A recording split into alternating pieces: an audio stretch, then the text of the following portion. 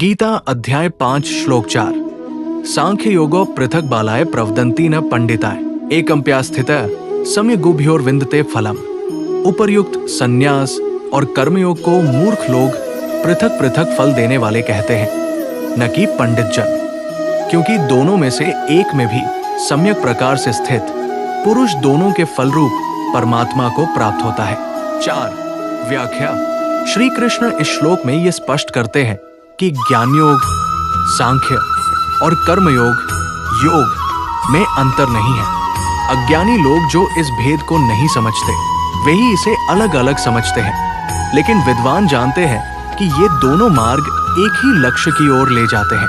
यदि कोई व्यक्ति ज्ञान योग या कर्मयोग में से किसी एक को सही तरीके से अपनाता है तो वो दोनों का ही फल प्राप्त करता है।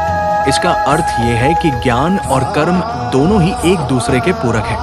कर्मयोग में व्यक्ति निष्काम भाव से कर्म करता है और ज्ञान योग में उसे आत्मा और परमात्मा का साक्षात्कार होता है। दोनों मार्गों पर चलने का परिणाम एक ही होता है, मुक्ति, ईश्वर प्राप्ति। इस प्रकार श्री कृष्ण ये कहना चाहते हैं कि चाहे हम ज्ञान योग का अनुसरण करें या कर्मयोग का, दोनों में सही ढंग से स्थित होकर हमें अंततः वही परम लक्ष्य प्राप्त होता है।